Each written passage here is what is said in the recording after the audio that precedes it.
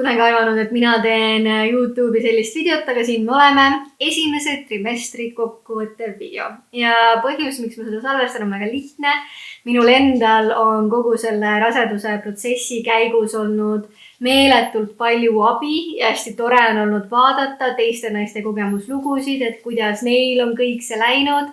Ja eesti keeles on seda sisu võrdlemisi vähe. Nii et mõtlesin, et miks mitte endale mälestuseks ühelt poolt ja teiselt poolt ehk on kellelgi sellest tuge või abi, et ma oma teekonda jagan.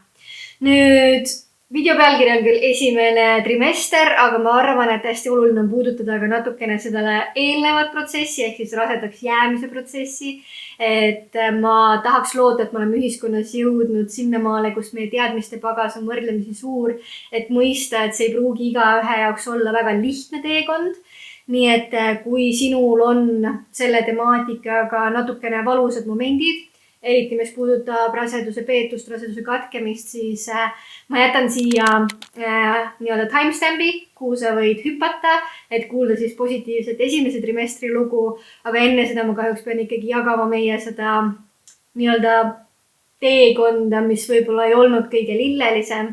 Lihtsalt sellepärast, et taaskord, kui keegi on selles olukorras, siis ehk tal on sellest abi, sest mina vaatasin sellel hetkel väga palju just nimelt erinevaid YouTube'i videosid. Nii et meie jaoks siis rasedaks jäämine oli iseenesest võrdlemisi lihtne. Ehk et ma olen 16 aastat oma elust olnud pillide peal.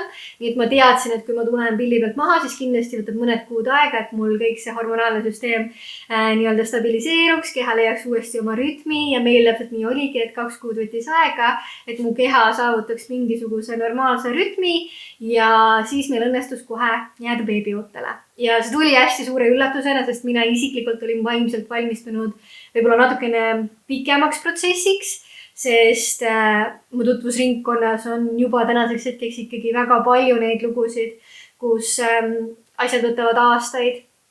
Nii et see oli väga suur üllatus meie jaoks, kui me selle jaanipäeval teada saime, et see oli paras nii-öelda šokk, sest ma tegin igaks juhuks rasedustesti, kuna ma olin päevad hiljaks jäänud.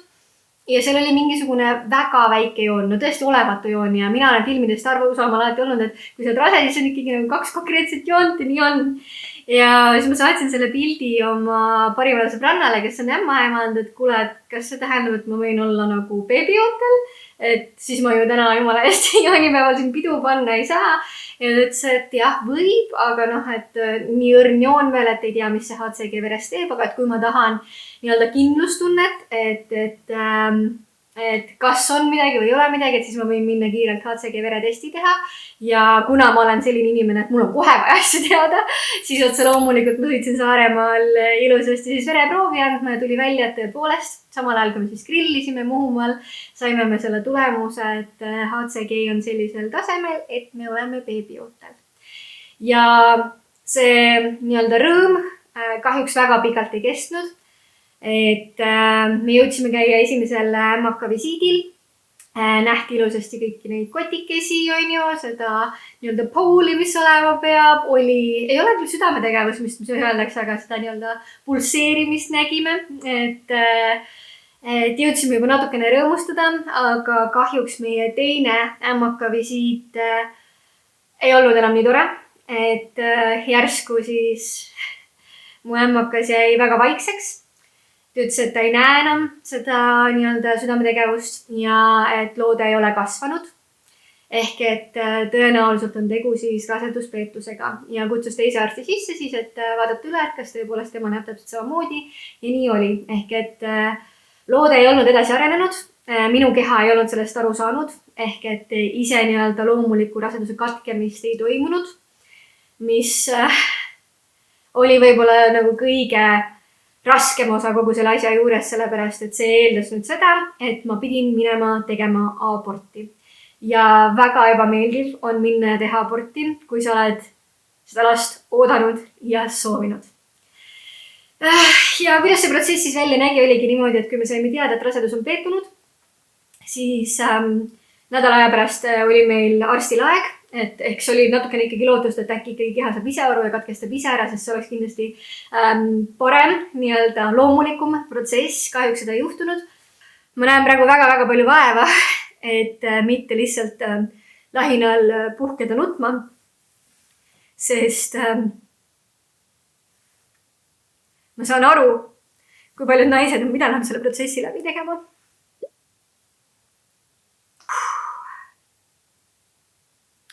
Ehk et ma saan aru, kui paljud naised on pidanud selle protsessi läbi tegema ja ma ütlen, et see, kui võimsad on naised, see on täiesti utoopiline, et me peale sellist kogemust oleme nõus uuesti proovima ja mõned inimesed korduvalt veel uuesti proovima, enne kui saabub see lahend, mida me siis kõik tahame, mis on üks terve ja tore ja ilus beebi. Aga ühesõnaga tulin koju, veritsust endiselt pihta ei hakanud, mis tähendab seda, et nädal aega hiljem, kuna ikka veel ei olnud mitte midagi toimunud, siis ma läksin erakorralisse, sellepärast et soovitati. Ja seal panni mulle siis uuesti aborditablett sisse, lootuses, et ikkagi nüüd hakkab tegevus pihta ja jäeti siis ööseks haiglasse. Ja tõepoolest hakkas siis veritsus, väga tugev veritsus, väga tugevad kõhuvalud, väga palju valuvaigisteid, mis mul organismi pandi, hakkas kõik pihta. Kahjuks aga see taaskord ei läinud nii libedalt, kui oleks võib-olla arstid eeldanud või lootnud, et paraku ikkagi mingi osa lootest jäi emakakanalisse kinni.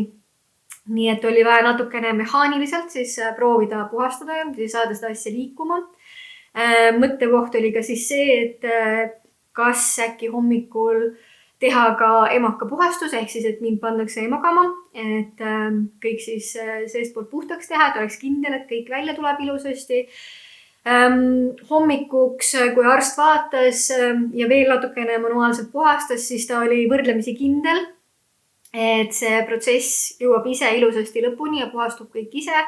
Samas ta ikkagi andis mulle siis selle nii-öelda valiku, et kuna ma ei ole söönud joonud, siis nad saavad mind tegelikult hetkel magama panna ja me võime selle puhastuse ära teha, aga seal on omad riskid, et seal võib see emaka sein saada natukene liiga, et väga raske oli selles emotsionaalses seisundis, kus ma olin, selliseid otsuseid teha.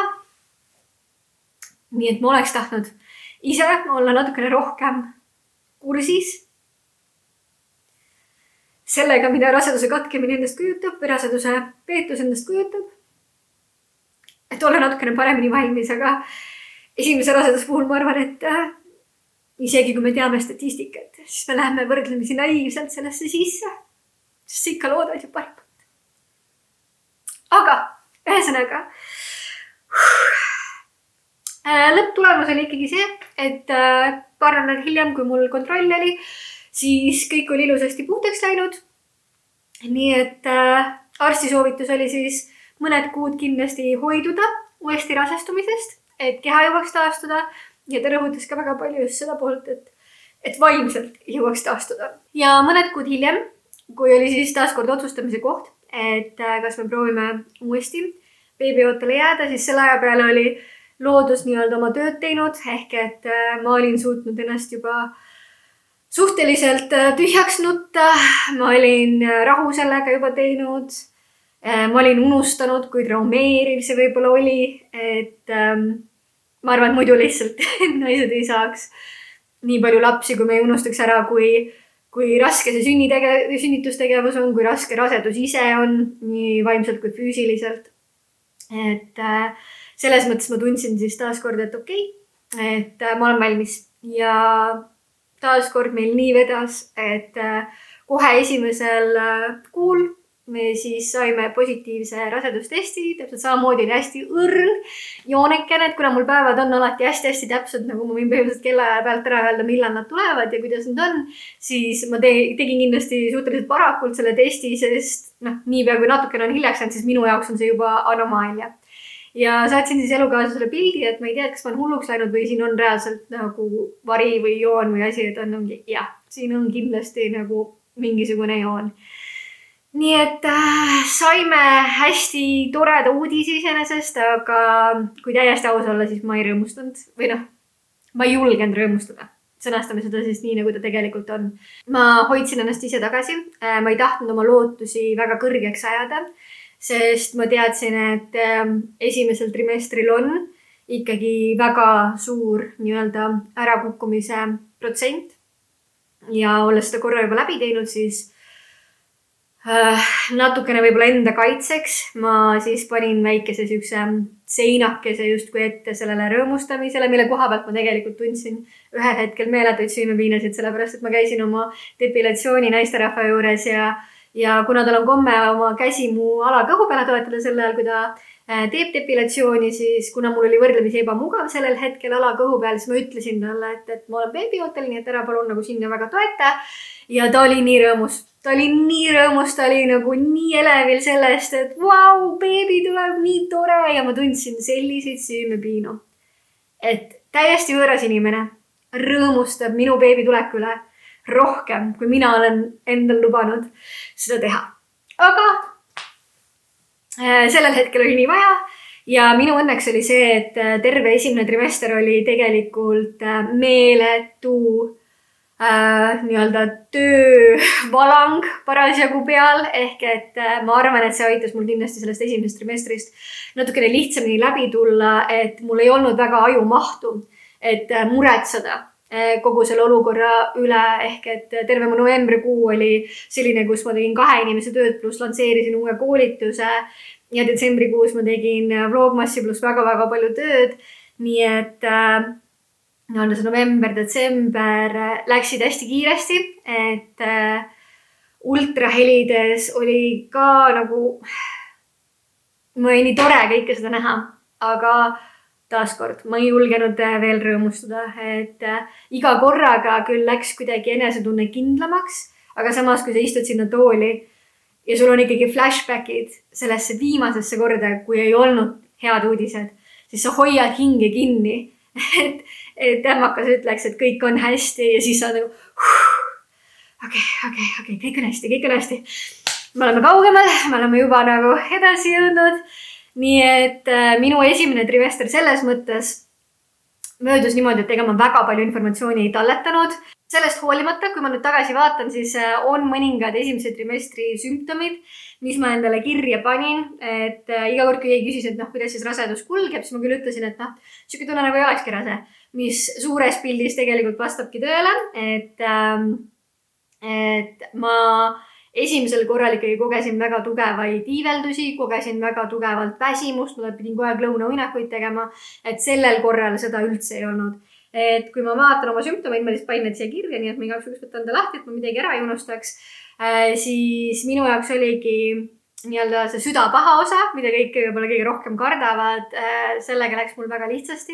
Ehk et mul oli ainult 5. nädalal paar päeva, kus mul väga tugevalt iiveldas, kus ma mõtlesin, et äkki peaks minema tualettpotti kallistama natukene aega, aga siiski ei pidanud seda tegema, nii et ma pääsesin siis oma esimesel trimestril nii, et ma kordagi ei oksendanud ja iiveldamine oli suhteliselt ikkagi talutav, et ei seganud nii-öelda töö tegemist, elu elamist, mõningad asjad olid, et ma ei suutnud väga liha lõhna sees olla ja liha süüa, aga muus osas oli väga okei. Siis asjad, mida ma täheldasin, eriti siis, kui ma vlogmassi tegin detsembrikuus, oli see, et ma hingeldan meeletult, et kui ma üritasin lõigata või monteerida neid videosid kokku, siis ma lihtsalt nagu, mul oli tunne, et te kõik saate kohe aru, et ma olen beebiootel, sellepärast, et see, kuidas mul sai õhk kogu aeg otsa, on täiesti utoopiline, et isegi 2 korrust treppe tulla üles on nagu väga hingeldama panev. Siis asjad, mis veel tulid, oli see, et hormonaalse tasakaalu raames mul hakkas natukene uuesti aknad välja lööma, aga samas taaskord kosmeetiku juures saime kõik ilusasti kontrolli alla, nii et ei olnud üldse halvasti. Siis väga elutruud unenäod olid, mis on nii kummaline, see kestab minu jaoks siiamaani, et ma ärkan hommikul üles ja mul on siuke tunne, et oota, kas see päriselt juhtus või? Sest see on nagu nii reaalne, et mul ei ole kunagi selliseid unenägusid olnud. Siis asi, mis selle raseduse aja jooksul tuli, mis oli minu jaoks hästi suur üllatus, oligi see, et eks ma ikka kartsin, et kuidas ma nii-öelda vaimselt hakkama saan uuesti rasedaks jäädes. ja kuidagi, ma ei tea, kas beebile vajalikud hormoonid või midagi minu kehas tegi niimoodi, et ma olen terve selle aja olnud meeletult zen, et isegi kui oli kohutav mingi tööstress ja nii edasi, siis need kuidagi ei jõudnud minuni. Ehk et mu kehas oli mingi rahu, mingi meeletu rahu. Ma oleks nagu oma väikses mullis olnud, kus kõik on jube hästi, kõik on nii tore, et see stress lihtsalt põrkab sealt seina pealt tagasi ja vastu. Ehk et kogu oma nii-öelda esimese trimestri ma olen tundnud küll, et ma olen nagu ükses pallikeses, kus on hästi hea ja tore, et siuke zen tunne on. Siis, mis minu jaoks võib-olla üllatavad asjad olnud on see, et ma teadsin, et mu rinnad lähevad kindlasti suureks. Ma ei teadnud, et see juhtub kohe esimesel trimestril nii kiiresti. Juba praegu on probleeme siis rinnahoidesse mahtumisega, et on vaja uued rinnahoided osta. Ja selle meeletu külmaga, mis meil siin Eestis on olnud, ma olen avastanud, et mu nibud justkui põleksid. Ma ei tea, mis see on ja kas see on normaalne või mitte, aga tõepoolest siuke meeletu tulitav tunne on iga kord, kui õues külma käes olla. Vot, et sellised olid minu sümptomid. Üldjoontes ma ütleks, et no nii lihtsalt esimest trimestrit kogeda on olnud täielik lust. Et see füüsiline pool vähemalt praegusel hetkel on olnud väga tore, et ei saa millegile kurta.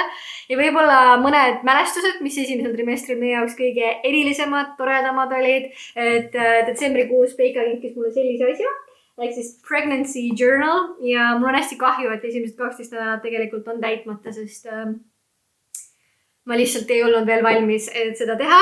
Aga kohe peale 12 nädalat ma hakkasin siia ilusasti asju sisse kirjutama, et meil ikkagi oleksid mälestused olemas, sest isegi praegu, kui ma vaatan paar nädalat tagasi asju, siis ma olen ära unustanud, et mis asjad siin kõik juhtusid ja toimusid. Nii et ma vaatan, lappan siin natukene, et meie jaoks võib-olla kõige esimesed toredad, sellised kindlust tekitavad kogemused olid kindlasti see, kui me käisime Oscaril ära. Ehk et Oscarit tehti meil siis 12. nädalal ja vaadati beebit iga nurga alt ja öeldi, et temaga on kõik suurepärane, kõik on hästi, et ei ole mingisugust, hetkel vähemalt ei ole mingisugust asja näha, et võiks olla mingisuguseid komplikatsioone beebiga. Ainus asi, mis tekitas natukene muret ja tekitab siiamaani on murekoht, on see, et Oscari testi lõpus sain ma teada, et mul on siis kõrgendatud preklampsia risk, mis tähendab seda, et alates 20. nädalast ma pean väga hoolikalt jälgima, et kas mul mingisugused preklampsia nii-öelda sümptomid löövad välja või mitte, et see on eluohtlik nii mulle kui ka beebile, aga samas ma olen alates 12. nädalast olnud ilusasti iga päev aspiriini söönud, mis siis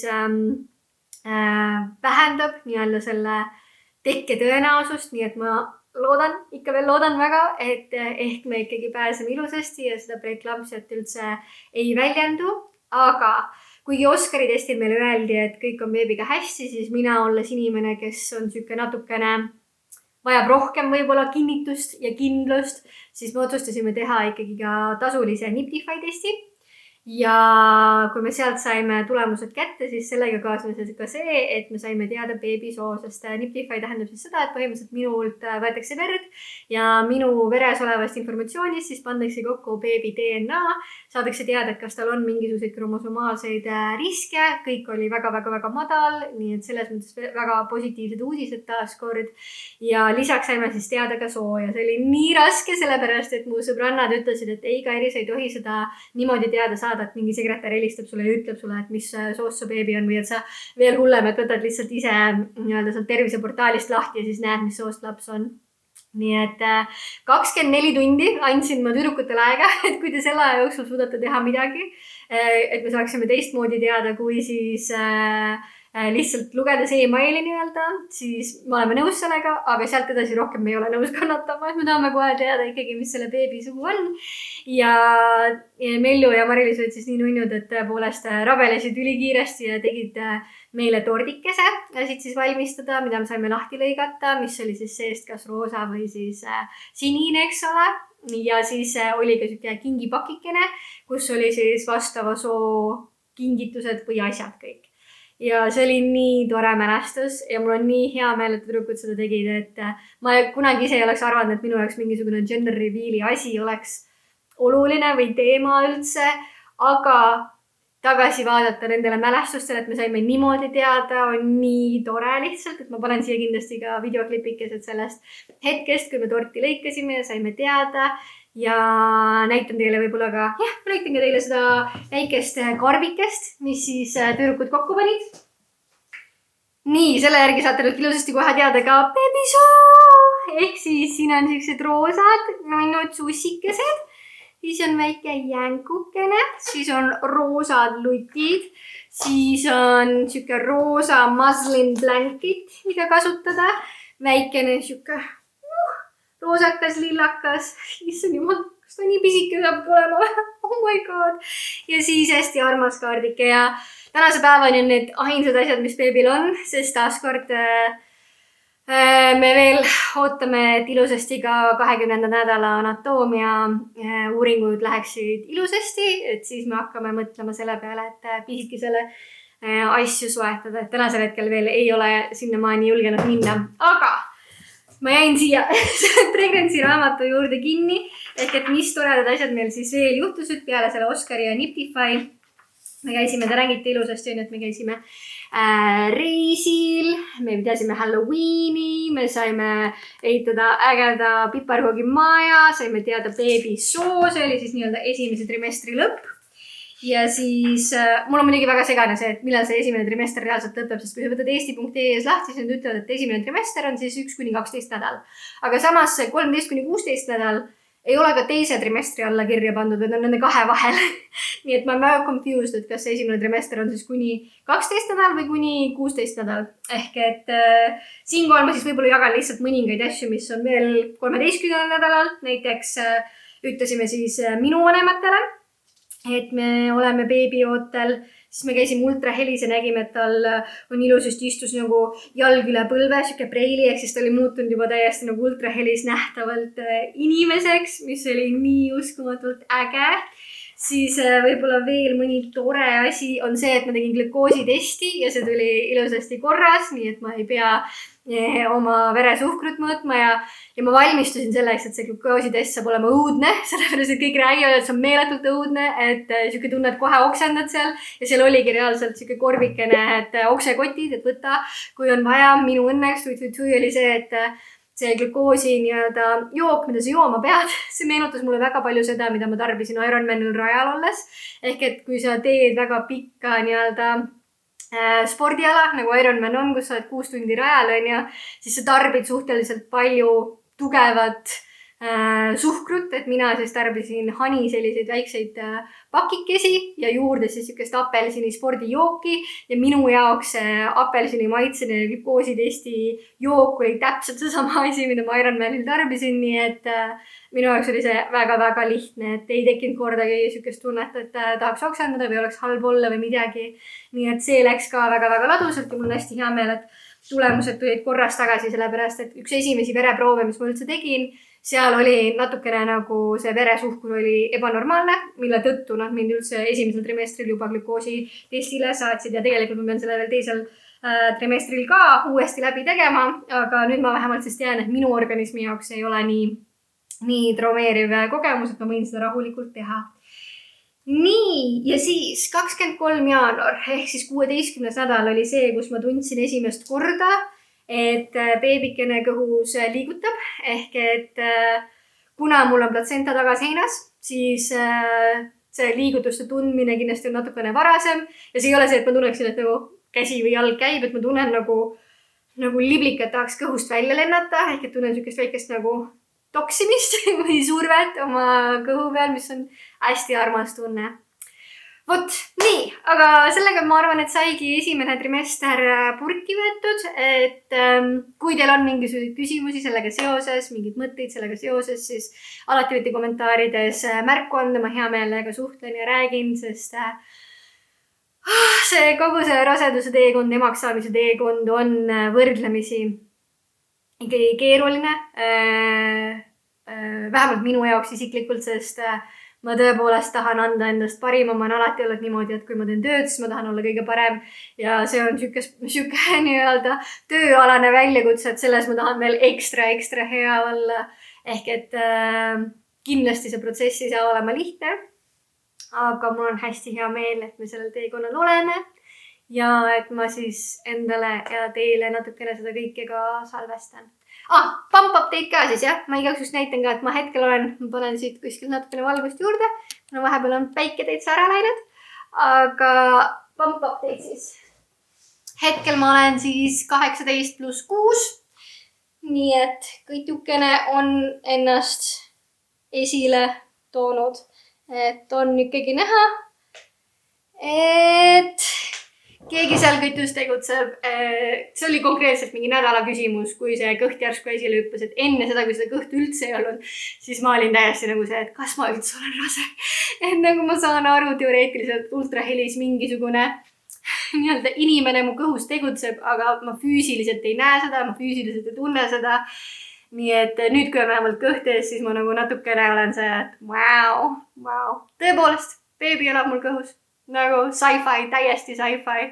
Et me naistena loome elu, et nagu ma kasvatan organeid parasjagu mingi what is this, aga samas üliäge. Nii et aitäh, et sa vaatasid videot ja näeme siis juba teise trimestri kokkuvõtvas videos. Tšau! Rose-colored glasses do wonders to a spark.